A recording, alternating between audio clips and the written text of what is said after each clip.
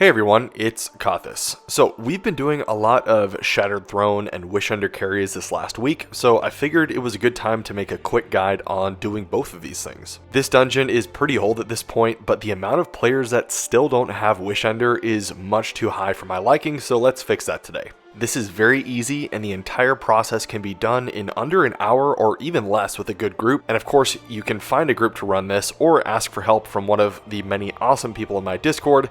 It's a good place. Alright, let's get into the dungeon. First, you'll need to have the Wishender quest, and to have this quest you'll need to have the Forsaken pack, so make sure you have that. Of all the players that we have helped get Wishender, we saw two different ways that everyone obtained the quest. The first way is it might just be waiting for you in your quest inventory without you even realizing it's there. Just check your quest tab and use the exotics filter. If you have the Wishender quest, then you're good. If not, just head to the quest kiosk at the tower and look for it there in the exotic category. And if you still don't have it at this point, just drop me a comment and I'll try to troubleshoot it with you, but this is the only two ways that we've seen. The first quest step will have you find an Awoken warrior statue within the Shattered Throne, so let's go do it. So starting off the dungeon, the first area will most likely take you the longest since the layout is just a bit confusing, but you get used to it the more you do it. And just like everything else in this dungeon, the mechanics are very simple. So this map here shown on screen was created by Ebontis. This is a layout of this whole first area. So screenshot this, have it open on the side, do whatever, just make sure you have this open so you can quickly navigate this area. Follow the opening path to make your way to the palace entrance area until you reach some enemies. This is the downward facing bird location as shown on the map, by the way. Once everything in this area is cleared out, a random symbol will appear, giving you the location of where you'll need to head to next. So if you get the bird facing left symbol, just head to that area, then clear out the enemies and wait for the next symbol to appear. It's that easy.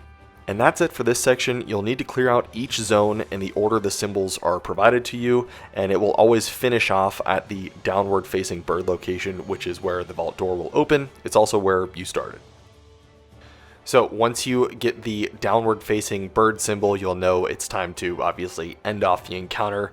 Clear out the enemies one more time and then the vault door will open. Jump down the vault, head down this pathway, and then you'll actually have to make a giant jump down to this next area.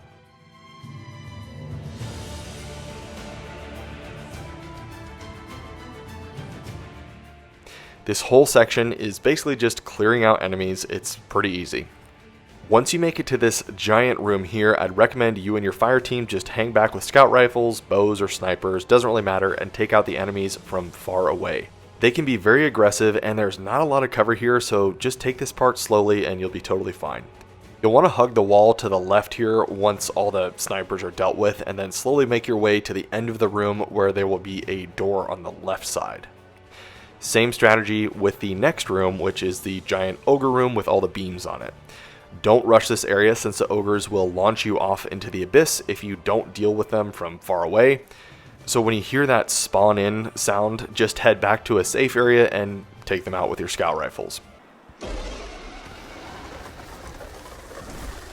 The jumping puzzle area here can be frustrating at times, but as long as the ogres are dealt with, just take your time. There's no rush here.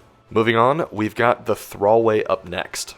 In this whole area, you'll be unable to double jump or sprint, so make sure you've got an SMG or something like that to easily deal with the unlimited thrall that spawn in. Just make your way through. It's a set pathway, so you can't really make a wrong turn. And once you reach the end of the Thrallway, you'll have to jump out of this area down to the next zone. You'll have one more small jumping area before you reach the first boss encounter. Very simple. Just avoid the taken energy blasts that try to send you off this ledge. Once you cross over the ledges, take out the Phalanx army at the end of this room and head down to deal with Vorgeth.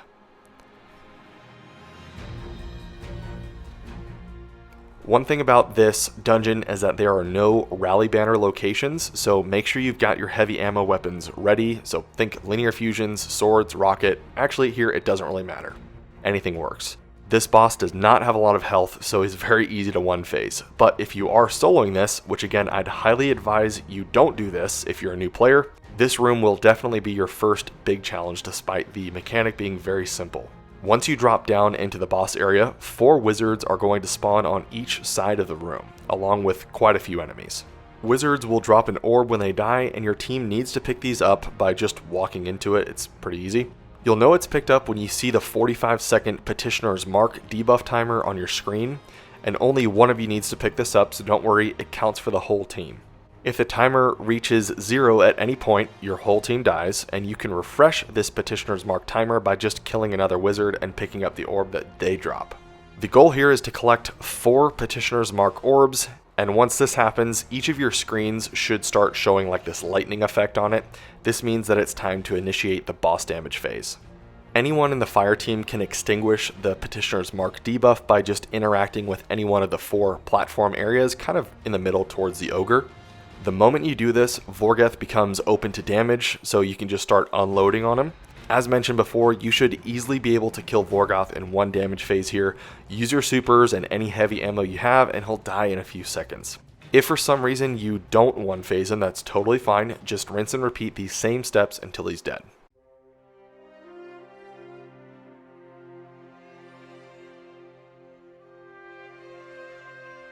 Alright, next up, once Vorgeth is dead, head to the next room and make sure not to skip by this statue here. Once you talk to this statue, it will give you 3 medallions that you'll need to cleanse to progress your Wishender quest. At this point, it's kind of your choice what you want to do next. You can complete the entire Shattered Throne dungeon, or you can restart it to get your Wishender. Either way, it's completely up to you. We're about 75% done with the dungeon at this point, so we'll just keep progressing on. But if you decide you just want to complete the quest, go ahead and skip ahead to the Wishender quest chapter in this video. All you have left for the rest of the dungeon is some platforming, some enemy clearing, and then of course the final boss, Dul Incaru. Most of this is very linear and generally not difficult at all, so I won't go into too much detail here. Just make your way up these gravity lifts and keep pressing forward. You'll know you're nearing the end when you reach this ledge area with all the taken blasts. Be careful here. If you or maybe one of your teammates dies off of this ledge, they can't be revived successfully because they'll just continuously fall off the map every time you try to revive them. You'll need to make it to the boss and start the encounter in order to get their revive orb up to your position, so just do that.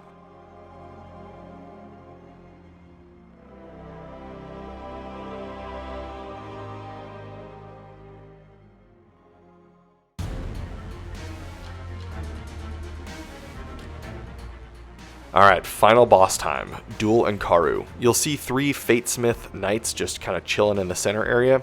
Go ahead and shoot one of them to start the fight. I'll be honest, I actually had to look up the deeper mechanics of this fight because it's so easy that you probably will never need to worry about the multiple damage phases or any of the Fatesmiths respawning. But just in case, we'll go ahead and cover it all anyway. Killing a Fatesmith will drop one of these orbs, just like the last encounter.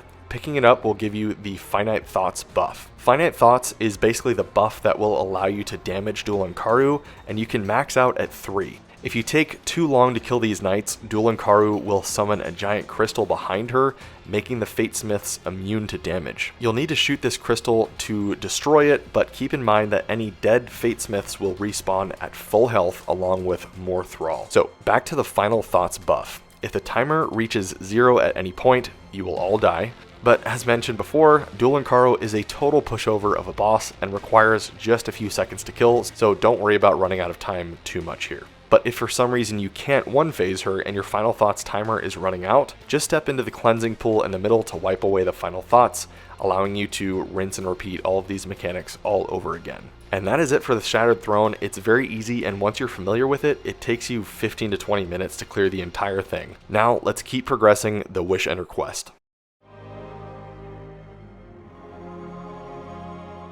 Load up the Shattered Throne dungeon again from the start and do all the normal things you would for the opening encounter area, but once you reach the end, instead of dropping down that vault door, make your way to this tower on the left side. There are many paths that you can take to get to it, so just climb up to the top however you want. I like to normally use this middle area here. Once you're on the upper level, you can kind of follow this path here to this upper section of the tower to pick up this orb. Have someone pick up the orb, it doesn't really matter who, you all get quest progress for this, and follow this path. I'll go ahead and speed up this footage.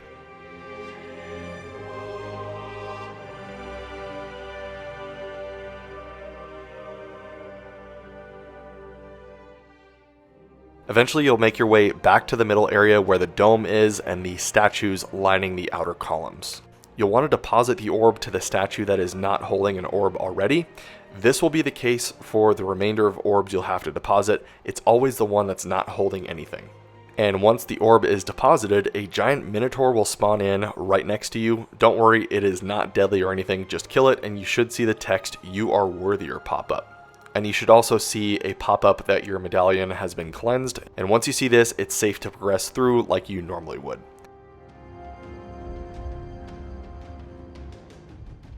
Make your way through until you reach the giant ogre room where they try to send you off these thin beams. And just like last time, kill the ogres that spawn in with scout rifles when you enter the room, but instead of going left, you'll want to head right and look behind this column to see the next orb. This is the first of 2 orbs that you'll need to deposit in order to unlock a secret room with the next mini-boss you'll have to kill. So have someone pick up this orb and carry it over to these group of statues that are on your right if you're looking toward where you're supposed to be going. Hang back just like you normally would here. Have the people that are not holding the orb shoot the ogres with their scout rifles to make sure you don't get sent off the edge.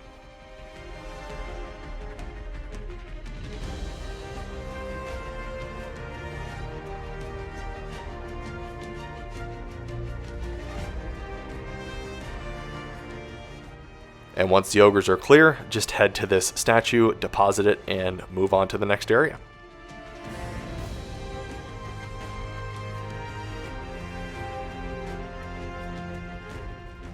Your next orb that you'll have to deposit is in the thrallway. Right when you enter, go to this room on your right where you'll find this next orb. Have someone pick it up and make sure to protect them since they'll be unable to do much damage while they're carrying the orb. With this, you'll have to make it all the way through the thrallway, jump off the edge, down. And once you jump down to this area, immediately look to your right and the statue is going to be waiting for you right here. Not really sure what happened to Adzi here, but it was pretty funny. Depositing both of these orbs will open up a door that is normally closed within this dungeon. Just move straight ahead out of this area and look ahead and you'll see this giant door is now open. Make sure that you all enter the room and start the boss phase at the same time, as starting the encounter will shut the door, potentially locking someone out. This did happen to us once. It's not fun. I don't believe this affects quest progress for those that do get locked out, but just in case, just head in together just to be safe. To start the encounter, just walk over this giant circular middle section with all the taken energy, kill a few enemies off, and eventually a taken captain will spawn in. Kill this captain to get your medallion cleansed, and you're done with this section. You won't see any text pop up here, at least I don't think you do, just the medallion. And just keep in mind, I have already done this dungeon, so nothing is going to pop up on my screen, but you will see this on your screen. One very important thing to note here is that if you for some reason wipe in this area, you'll have to restart the entire dungeon because this door will be shut if you wipe and try to go back in, so just be careful. Alright, the final medallion. This one is going to be done inside the Vorgeth boss room. This room is very dark, but the layout is very simple. I'll try my best to make sure that any location callouts will be made clear by giving you a point of view reference point. The first step here is to do everything as you normally would, kill the 4 wizards and extinguish all of the petitioner's mark. However, make sure that you don't damage the boss here. Instead, what you'll do here is look for a roaming red bar minotaur called the Fleeting Shade. So from the point of view where you start this encounter, if you look to the far right side of the room, you'll see the Fleeting Shade running up these stairs. So if you need to get your bearings before extinguishing, make sure to do that. Just make sure you know where you're going first. The Fleeting Shade must be killed quickly as he'll disappear after around 20 seconds, I believe. Don't hold me to that, but either way, just kill him quickly. You don't want to redo this. And once the Shade is dead, your 4th and final orb will drop at the top of the stairs that he was running up. Make sure to grab this orb and head to the wall on your right side to find the statue that is not holding anything. Deposit this orb and you should see the text, "A fleeting shadow approaches." This is the taken ogre called Zavoth the Waking. Zavoth is unshielded, so you can just kill it right away. It's not difficult at all. We killed it in like 2 seconds. Once Zavoth is dead, you'll see the text "A Shadow Fades," and you should also see your third Medallion cleanse pop up as well. Again, I have already done this, so you won't see it on my screen, but you will see it on yours. Next, you'll want to finish off Vorgeth as you normally would, and then head to the next room where the statue is once again. She'll talk to you for a little bit, so just kind of wait around, and eventually you'll be able to interact with the statue and claim your Wishender bow. And that is it. Wishender is a phenomenal bow that I use regularly in high-end content like Grandmasters. The intrinsic anti-barrier is so helpful on this because you don't have to have any mods equipped to get anti-barrier to work. It's awesome. So if this is still just a little bit confusing, or maybe you don't have anyone to help you run this, don't worry, we've got you. You can join our Discord, create a post, and someone will for sure help you out. My goal is to make our Discord the definitive Destiny Discord for all new and returning players. So make sure you join. All right, everyone, I will see you in the next video.